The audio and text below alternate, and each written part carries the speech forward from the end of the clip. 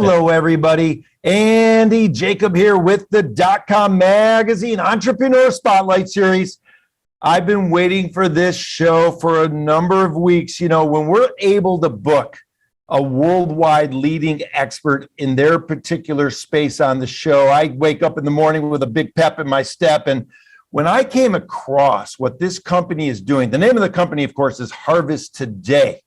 With what they're doing with their indoor growing technology, they're in the food space. I mean, they're really changing the conversation about growing food, and they're making it very simple, not only for people to grow their own food, but big companies and big sort of conglomerates as well. And what they've been able to put together is just this unique harvest wall. We're going to show some videos and some photos throughout the interview, but I've been able to invite and book on the show today the CEO of Harvest Today. His name, of course, is Mr. Rick Langille, and he's got a great entrepreneurial journey as well, but he's so passionate about food. I mean, I had a pre-call with him, and I couldn't stop him just being so excited about food and getting people into the right place and what they're putting in their body. And he's really an expert about food and growing made simple through the Harvest Today platform. It's really a technology platform they built, but it's a wonderful thing to take a look at it. Rick, welcome to the DotCom Magazine Entrepreneur Spotlight Series. Andy, we're super excited to be here with you. I love your enthusiasm. I love it. I mean, I saw what you're doing. I mean, you have this thing called the Harvest Wall. And when we saw it at the DotCom Magazine, we were sitting around the table and we were like, okay, what is this company? What are they doing? Who's the CEO? And of course, we found out that it was you, and we love it. We're going to show some video as we're talking, but let's go high level first because we have so many questions. Before we get started, let's pull the lens back to 30,000 feet. Rick, tell us about Harvest Today, and then we're going to go. Sounds great. Well, we're really, we're indoor growing made simple. Right? Because we took our biology back to the plant. We're growing food of leafy greens, herbs, tomatoes, strawberries, you name it. The wall can grow it. And Andy, the thrust of the whole thing was scalability. I don't know about you, but I grew up in the age of Meccano, right? And in Canada, we called it Meccano. And so now obviously it's moved into this thing called Lego. So we invented the tile, and that's the premises in which our patents are issued on. So the tile actually links together, and each tile, I actually have one to show you. Because I love props, right? We got to work with props. So this is an actual tile from a harvest wall, and the plant is grown in this wonderful little recyclable cocoa cup. So cocoa core and cocoa cup is grown here in the port, and the plants grow in here. And when you see these things full, I'm sure you're going to show some B-roll of walls and plants. It's truly amazing how instead of just being purely hydroponic or aeroponic, we really went with our plant scientist, Jill Clapperton. We really went back to how does a plant grow? What makes a plant not only grow well and grow healthy, but produce food that's got flavor, that actually has texture. All of the micronutrients are in there. All the trace minerals are in there, and it's not washed out by hydroponics. So the microbiome that we create in this little cup really brings a plant indoors exactly what it would be like outdoors, but at a plant density that is amazing. You know, our big mega wall is 720 plants in 16 square feet. Wow. And it's amazing.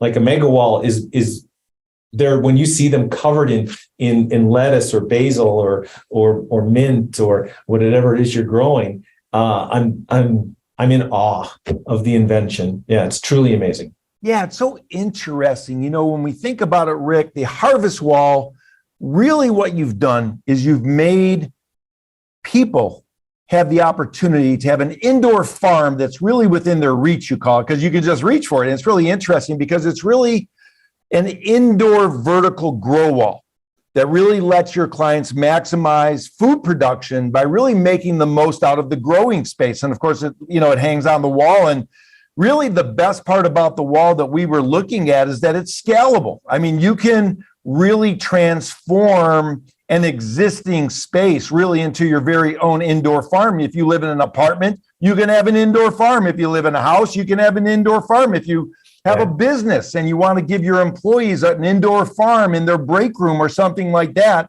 they can have it as well. So it's really super cool. And I know that people are coming and they're very excited about what you're doing, Rick, because I look at it and I'm saying to myself, this is a great way for someone to really kick off their indoor growing sort of journey, and allows them to sort of shift from modern farming where they're buying it at the store to easily farming their own product. Isn't that right?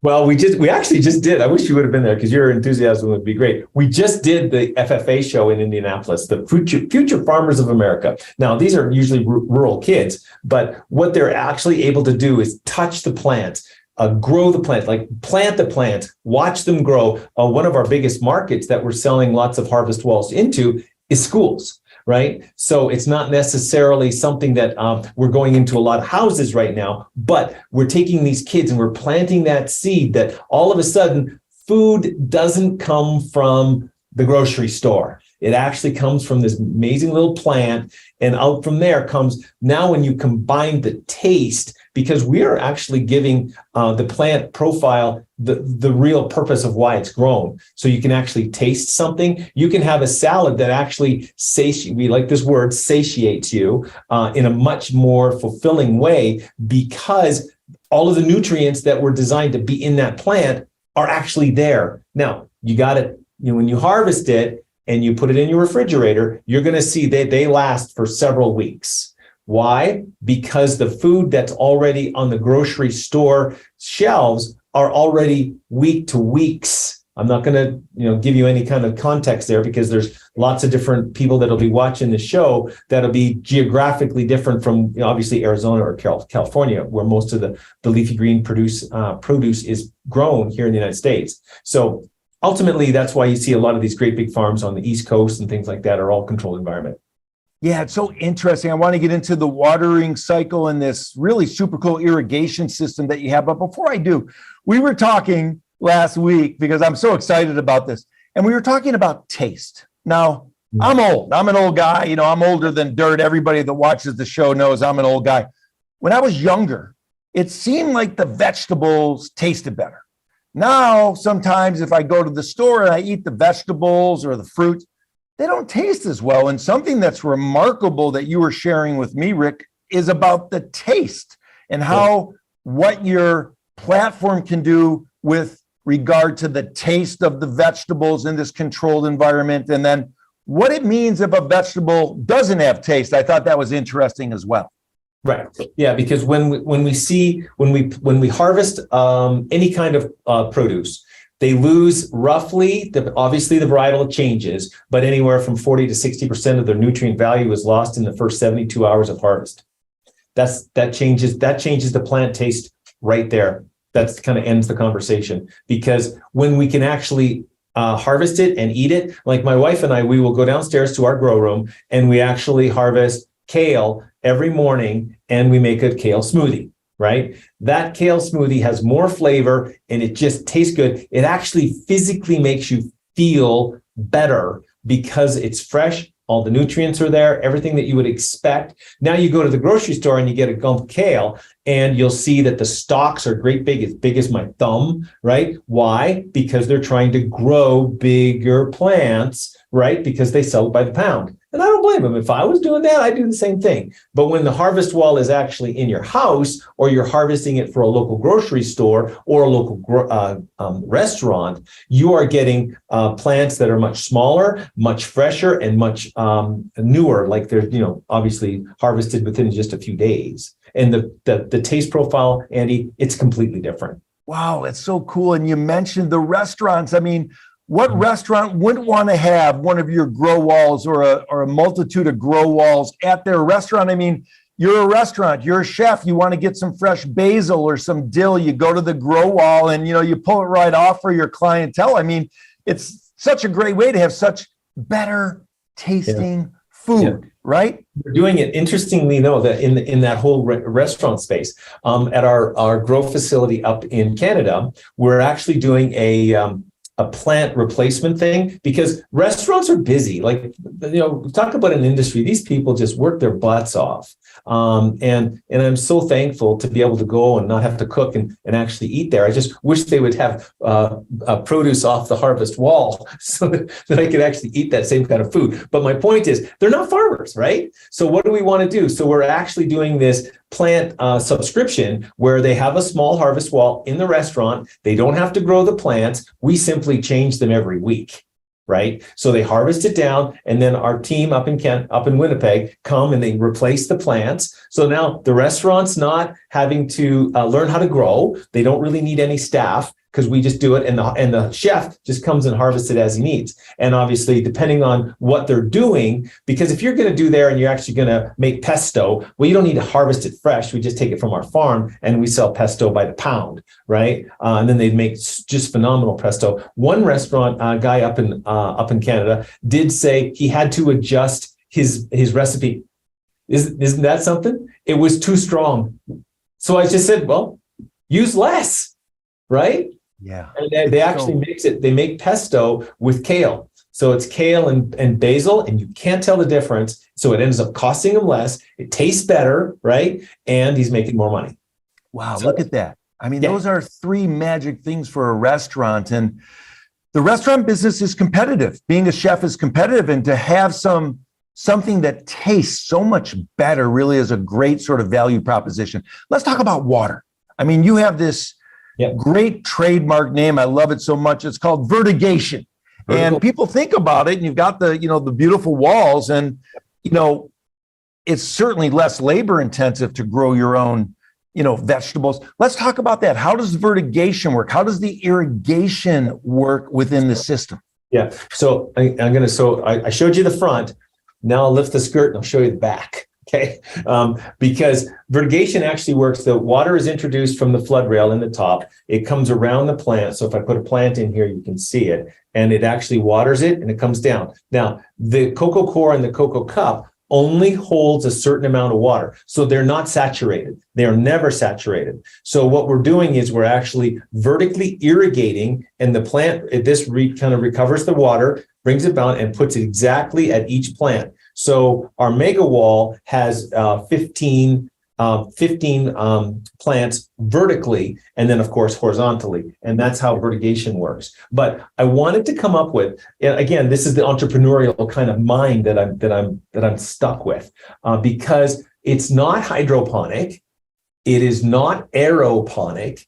We do not have to run a pump 24 hours a day. Right? Because what we want, Andy, is we want that plant to live in that soil or in that medium to produce a microbiome. That microbiome is what attaches all of the micronutrients to the root of the plant, and the root exudates actually get to be shared with all those plants vertically in the row, right? And then it just goes down into the tank, goes through a filter, and is recirculated and back down. That's why we can grow with, we always say 95 to 97% less water than the same amount of edible mass that would be grown in a farm outdoors. Wow. 95% less water. It's really remarkable when you think about it, Rick. So you can really grow nutrient-dense plants and vegetables, really with zero pesticide usage, with 97% water. I mean, it's remarkable. Now, when we look at what you've put together with the harvest wall, it's beautiful. I mean, you look at it, it almost looks like a piece of art. How important was the aesthetic component of the wall, as well as growing these amazing plants and vegetables with the wall? Right. I would suggest it was actually more the engineering of distribution, because they are designed to click together, and we can actually take a stack of tiles and turn it into a door. So it's about the logistics, because we have projects, right now we've got harvest walls from Hawaii to Dubai to England, all the way down to Santiago, Chile, all the way up to our friends at North Star Ag in Whitehorse, in the Yukon. Like, we're talking up north, man. Like, this is wow. Yeah. But Sonny and his guys up there are they're phenomenal farmers. And when they found us, they were blown away. So they are one of our biggest customers quite quickly. And I'm super excited about the ESG element of how we're actually getting our product into. It's not just about food, Andy. It's about growing communities. Wow. I'm personally touched by how we're going to be able to actually give people purpose. We're actually going to give people, one of my favorite times of the day is when I go down into our grow room and just spend time with my plants. Because it smells good. You can smell it. The humidity's higher. And obviously we live in Colorado, so it's dry as heck, right? So I just love going in there because the humidity is right at 65%. It's just really good time, but teaching kids how to grow it. We've got a huge project right now with the British prison systems, right? And they talk about recidivativeness and how people get away from addictions when they really change their addiction. Instead of being drugs or alcohol, they turn it into, I'm addicted to the plants. Well, that's a pretty good example of just kind of getting people to think about purpose in life. And that's really where we're going. So schools, prisons, retirement homes. I know my mom would have loved to have been able to just grow her own food, but because she grew up on a farm, because I did grow up on a farm. And ultimately, I think that we can, the harvest wall is going to be so much more than just plants and food. Yeah, it's great because you think about it. You grow your plant using the harvest wall. Yeah. You go to the table. You eat the plant that you were involved with growing. Mm-hmm. It's sort of like a circle that people can make, like through their spirituality, through their emotional connection to the plant, right? Because they have this connection to something that they were passionate about. You really end up loving the plants. And I can see how, like you mentioned, in the prison systems, people that are having drug and alcohol problems, people having anxiety, which is a big problem in today's world, they connect to something that they eat and they sort of make a perfect circle between what they grow and what they eat. Now, something is really interesting, Rick, and I know you've only cut out a certain amount of time. Yeah. You've built this harvest wall, with these interlocking tiles, okay? And, you mentioned Legos. I mean, when I was a kid, we used to have Legos and, it kind of was one of the, together. Yeah. There you go, like the inspiration, right? Yeah. And here they stack up like this. Yeah. So I can make them big, I can make them wide, I can make them tall. Like what? No, well, the question is, and we always ask when people's considering buying this and putting it in their houses, how much space you got? How many plants you want? So the U.S. Department of Agriculture recommends that we eat 4 to 5 ounces of leafy greens a day. So now, if you had a family of 4, now you could actually calculate back, because we always calculate our yield average at 1 to 1.5 ounces per port per harvest. Right, and each tile has 6 ports, so you can actually calculate it back and come up with a number. So typically, a family of 4 would be a harvest wall that would have 72 to 96 ports. Just depends on how much they eat. Wow! Our favorite dinner is we'll go downstairs, we'll harvest a salad, and then we'll eat a nice piece of salmon or a nice piece of chicken or a piece of steak or a pork chop or something like that, and reduce, keep that portion of protein to about 4 ounces. That's really all we need, right? And it's just a heart healthy, just body healthy life. And I think it's, I'm an example. I'm 64 years old, and I feel more like I'm 24. So I love it. You can grow a lot of plants on a 4 by 4 foot, wall, right? I mean, it would seem like it's hundreds and hundreds. Am I right? No, you can. Yeah. Well, yeah. The physical amount, like if you had 96 ports would be like 4 by 4. So 16 times 6 is 96. Right. Yeah. Wow. Yeah. That's the right number. That's incredible. And also, you want to be socially productive. In other words, someone buys a harvest wall, there's this connection that you have with this global food and farm community, which is super cool. And it's allowing farmers really to really gain relationships with people in the community. Let's talk about that. It's a super cool idea. Yeah. So Jill and her team at Rhizoterra has developed the food and farm community in order for us to just live in a community, to talk about what we do. How do we? They talk about just a huge range of everything from worms to regenerative agriculture to no-till agriculture to growing and grazing cattle to grow walls and growing food and better herbs and spices for your food year round, right? So when you think about having fresh basil for a caprese salad in February, like I challenge you, Andy, go and try and find fresh basil at a store in February. Guess what? You ain't gonna find it. That's great, Rick. And of course, you're always looking for sort of the next big thing. You're looking at projects and things that can really impact people. And you have a couple projects coming up that I think are of primary importance that you're very proud of. Let's talk about those because those are super exciting. Well, yeah. Well, one of the things that I just never imagined that we were going to impact the people in different countries, right? So we've got our offices in 4 different countries already, but we're about to start a very large project down in Australia where we're going to grow a huge amount of food in the desert. But we're also working with our friends up in Canada where we're going to be up north. We're talking 70 degrees north latitude, Andy. Like these poor folks don't see the light in December, right? But in June they can't. They got to close the blinds because it's just amazing. But both of those communities, so different, are still need great food, right? And ultimately, the harvest wall was the solution that got selected, and I'm just pretty proud of that. It's pretty cool. Wow, it's so cool. Yeah, it's great. I love it. I love it. Now, let's talk about entrepreneurship. You've only cut out a certain amount of time, and thank you so much. You're so busy. Yeah. Let's get back to the younger entrepreneurs watching the show. Now, Yeah. You've been through the journey now. Your background and experience is immense. You've taken all that and you've put it into this beautiful Harvest Today program and platform. For the younger entrepreneurs watching the show, Rick, maybe they're having a tough time. So let's give back to them. What can they do?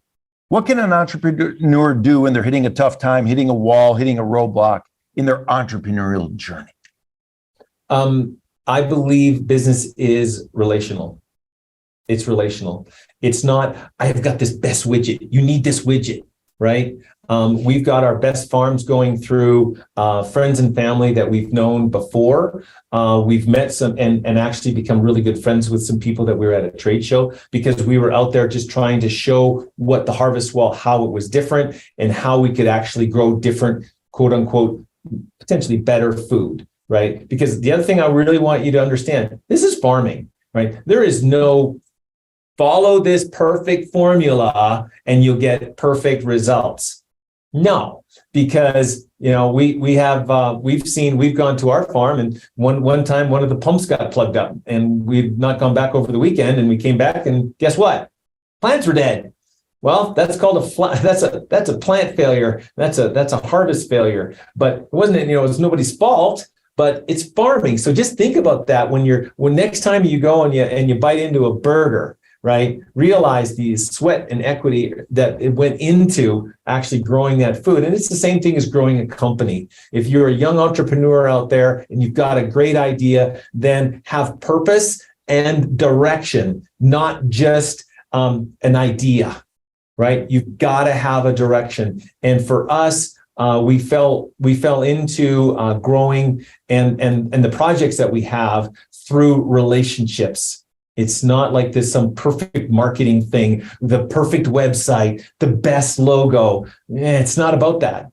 It's about relationships. Wow, great. Relationships, purpose, and direction. For the entrepreneurs watching the show that need a little lift, rewind what Rick just said. I mean, it's remarkable. Harvest Today.